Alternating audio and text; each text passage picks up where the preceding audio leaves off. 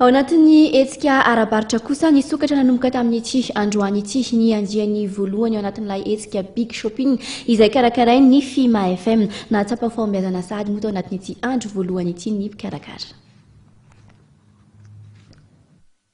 Tsy nanafina ny fahafapony ny orinasa Finance Management for Madagascar na Fima FM mpikarakara ilay hetsika big shopping nandiany voalohany izay nisokatra androany tetsy amin'ny lapan'ny fanatanjahantena sy ny kolotsaina itsy Mahamasina.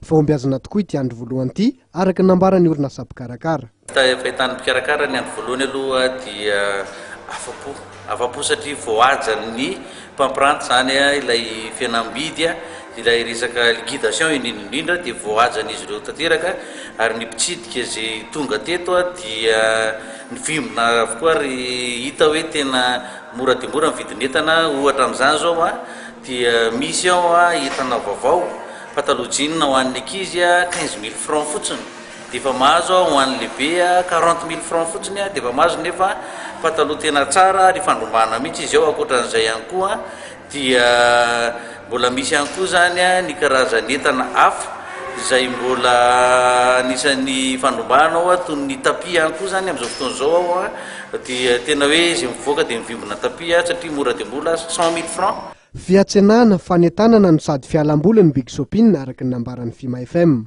Ho fanomezana fahafapohatran'ireo mpitsidika no laharam-pameana napetraka. Ny fandaharam-potoana rampitso moa zany araka ny nampahafantarina antsika zany dia isy ny défilé de mode, isy ihany koa ny démonstration canay izay alika avany an-dafy mihitsy avany Afrique du Sud sy avany Angleterre zany ny alika ho avy eo rapitso ny anavahana azy ao rapitso ka dia fanasana antsika pity biby zany pity mitaiza alika zany efa dia alika vaovao rasy vaovao no hitantsika rapitso.